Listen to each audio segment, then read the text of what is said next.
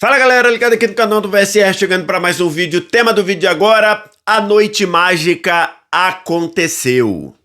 Palmeiras na final da Libertadores. É o tema do vídeo de agora, depois da vinheta.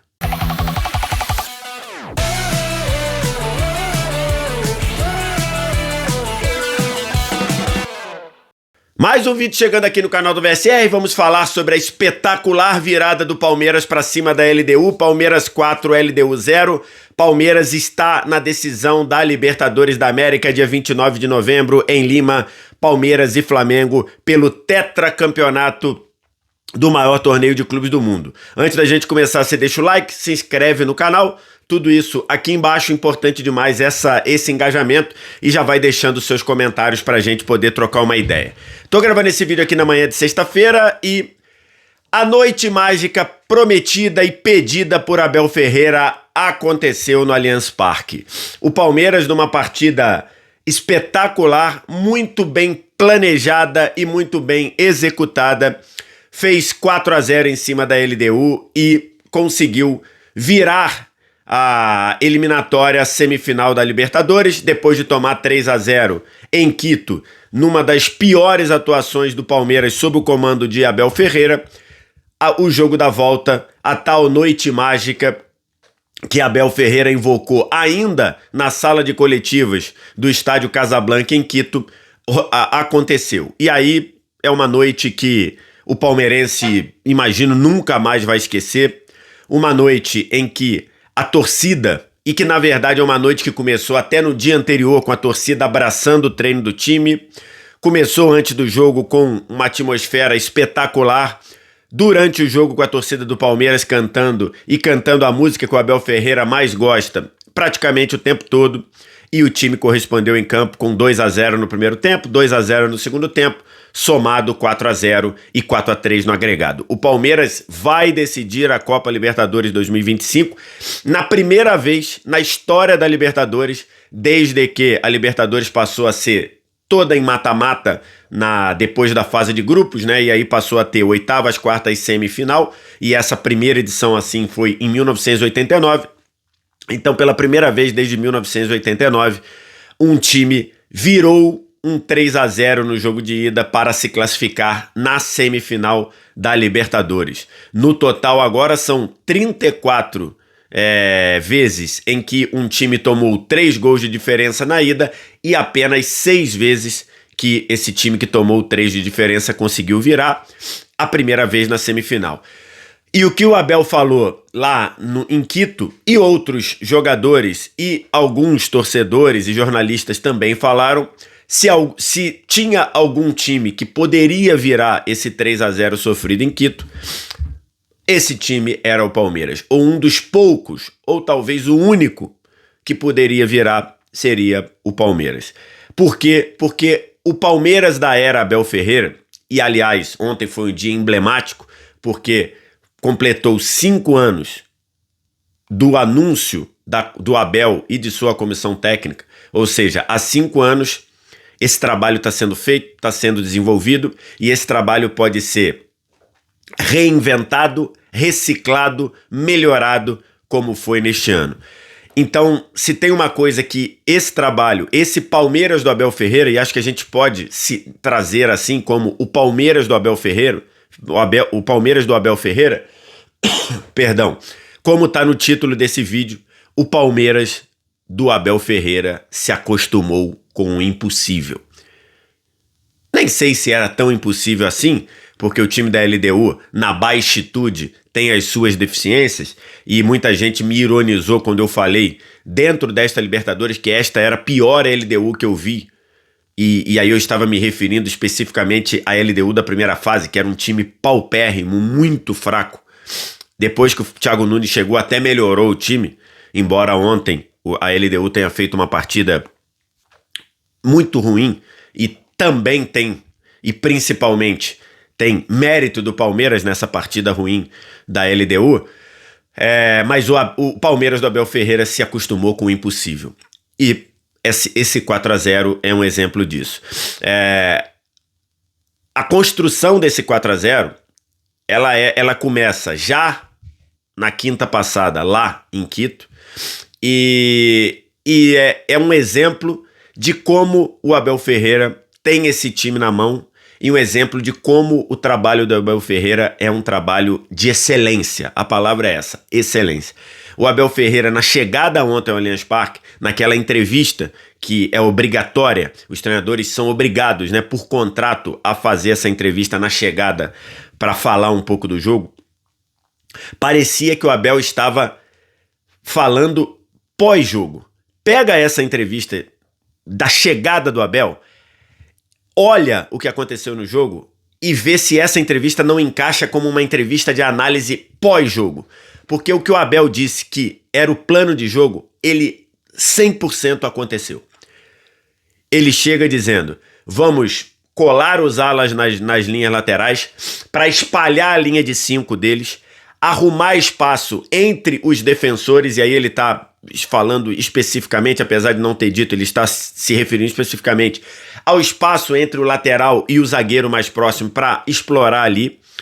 Vamos usar, a partir desse espaçamento da última linha, cruzamentos na área e batidas de fora da área. E foi exatamente o que aconteceu. O Abel, ele leu o jogo na entrevista pré-jogo. E exatamente isso que aconteceu. E o Palmeiras ontem foi corajoso, o Palmeiras ontem foi ofensivo, o Palmeiras ontem foi imponente. O Palmeiras se impôs no gramado, já desde o primeiro momento, desde o começo do jogo. O primeiro gol saiu aos 20 na cabeçada do Sousa, mas antes já era um Palmeiras dominando completamente o campo de ataque, um Palmeiras empurrando a LDU para trás, uma LDU que se mostrou completamente perdida diante dessa forçação que o Palmeiras fez para alargar a última linha, a linha de 5 defensores. O Palmeiras forçou a LDU a espalhar essa linha com Alan e Maurício pelo lado direito, com Piquerez e Sousa pelo lado esquerdo, com Flaco e Vitor Roque afunilando por dentro. Então, assim, ao fazer isso, a LDU ficou sem saber o que fazer. E ainda o lado esquerdo, que não teve o Brian Ramírez, que era o escape, que era o cara da velocidade, era o cara que tinha a capacidade de acelerar no 1 contra 1 pelo lado, a LDU parecia que era um boi indo para o abate. Parecia ser uma questão de tempo. E aí a gente tem que dizer, a coragem com que o Abel armou o Palmeiras. O Abel armou o Palmeiras num 3-1-4-2.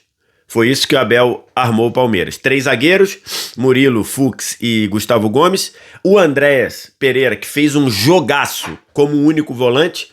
Aí na frente dele, você tinha o Alan colado na linha lateral pela direita, o Piquerez colado na linha lateral pela esquerda, por dentro Sousa e Maurício, se revezando, ora afunilando dentro da área, e aí botando 4 jogadores dentro da área, somados a Vitor Roque e Flaco, ora abrindo para se aproximar de Piquerez e de Alan, ou deixar os dois, Piquerez e Alan, afunilando, apoiando por dentro, e eles, Maurício e Sousa,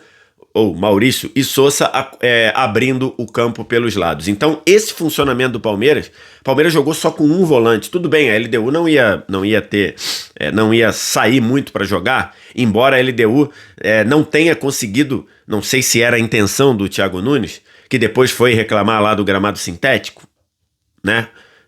No jogo lá contra o Botafogo, ele tinha falado sobre isso, mas como a LDU saiu viva lá do Newton Santos, ele questionou ali e na verdade ele questionou o gramado sintético quando perguntaram sobre a altitude. Ontem ele fez muitas críticas ao gramado sintético do Allianz Parque, que agora que foi eliminado, né? Ele já sabia que ia fazer isso, ele já sabia que era assim, né? Então, o Thiago Nunes ontem, não sei se era intenção ou não, mas não conseguiu fazer uma retranca. A LDU atacou pouquíssimo. A LDU teve uma cabeçada no primeiro tempo e 2 jogadas ali de finalizações sem perigo no segundo, mesmo depois que já estava sendo eliminada, mesmo depois que tomou o 4-0. Então, um Palmeiras só com o Andréas de volante e um Palmeiras com 6 atacantes praticamente, né? Porque o Piquerez foi um atacante ontem. Então, se você contar Alan, Maurício, Sousa, Piquerez, Vitor Roque e Flaco, são 6 atacantes. E foi um time muito corajoso e funcionou tudo que o Abel falou. E aí a gente tem que dizer, uma grande partida do Andrés, seja conseguindo recuperar a bola, conseguindo fazer o cara que limpava ali quando a LDU tentava dar uma bola longa ou tentava dar um bico para frente, era era o Andrés quem recolhia e saía para o jogo de cabeça em pé, acelerando e dando velocidade ao jogo. Um excelente jogo do Sousa também, que já tinha entrado bem em Quito.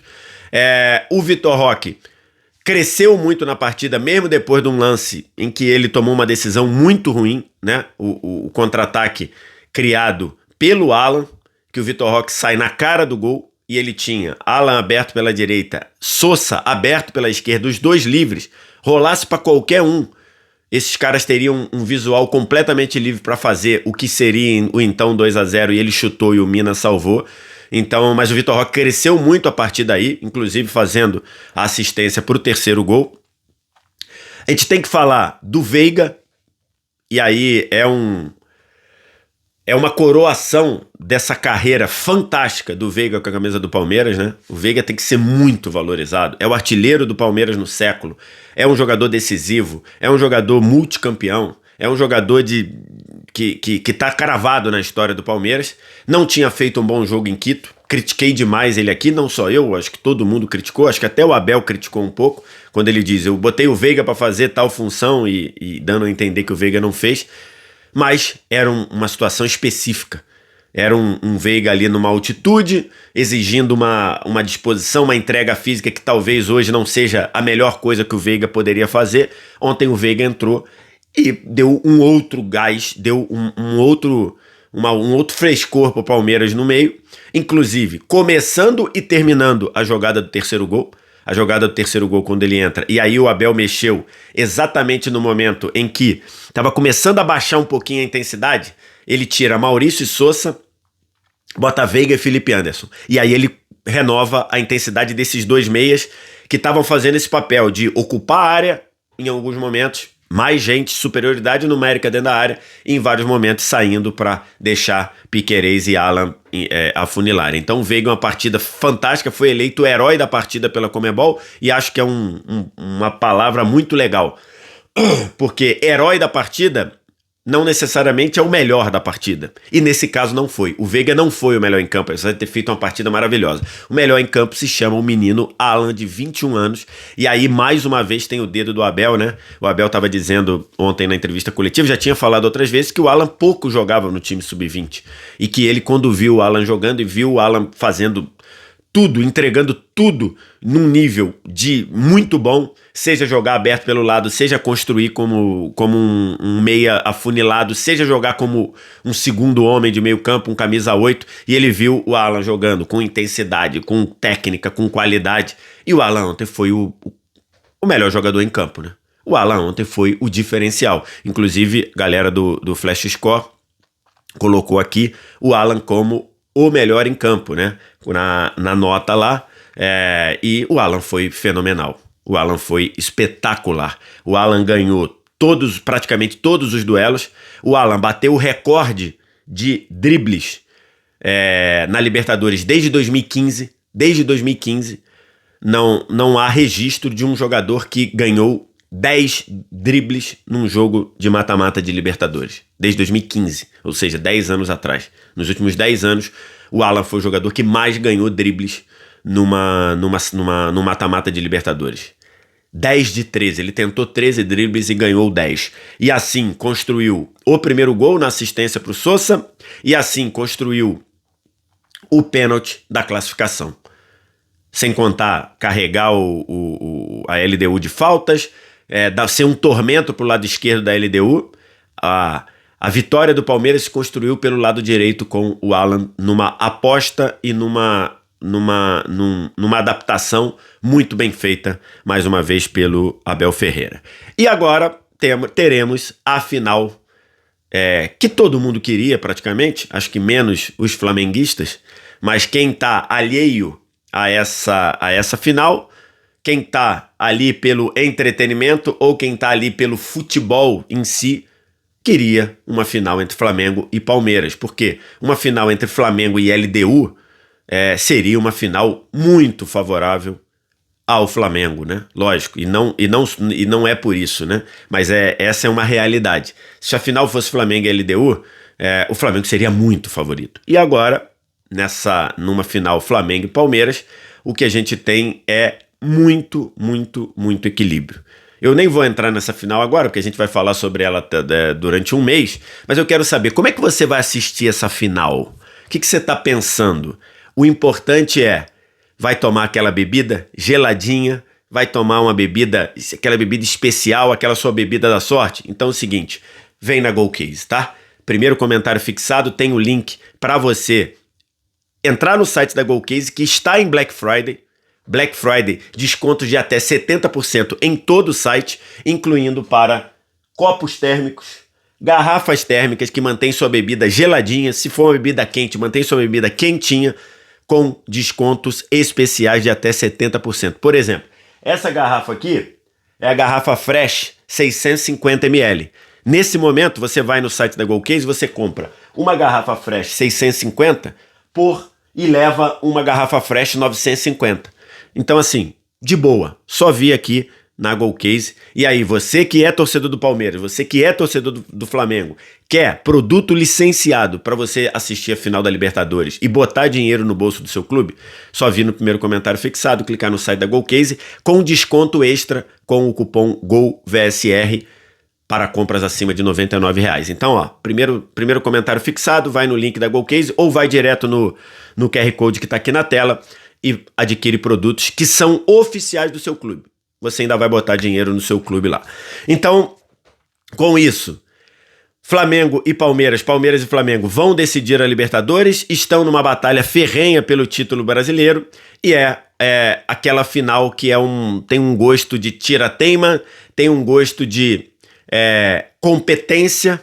Abel falou isso na coletiva, né? Abel, inclusive, se emocionou muito, né? Se emocionou no gramado, chorando, indo às lágrimas, e se emocionou também na entrevista coletiva. Mas quando pediram para ele falar do Flamengo, e ele falou: grande time, trabalho muito competente, chegaram os dois times que merecem e tudo mais. Então é essa a pegada. É uma final com cara de tira-teima. 4 anos depois da final de Montevidéu, voltam a se enfrentar numa decisão de Libertadores. Teremos o primeiro tetracampeão da Libertadores do Brasil. Isso aí já é um fato. O Brasil, que sempre parou no tri do São Paulo, tri do Santos, tri do Grêmio, tri do Palmeiras, tri do Flamengo, agora finalmente teremos um tetracampeão da Libertadores numa final que tem tudo para ser a maior final da história da Libertadores. Com todo carinho, com todo respeito ao Boca e River, eu não engulo aquela final ter sido em Madrid, né?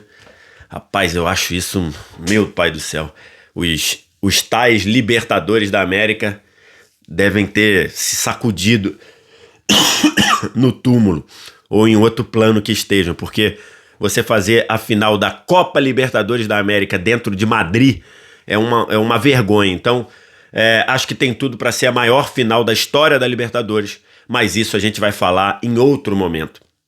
Isso a gente vai falar daqui até um mês.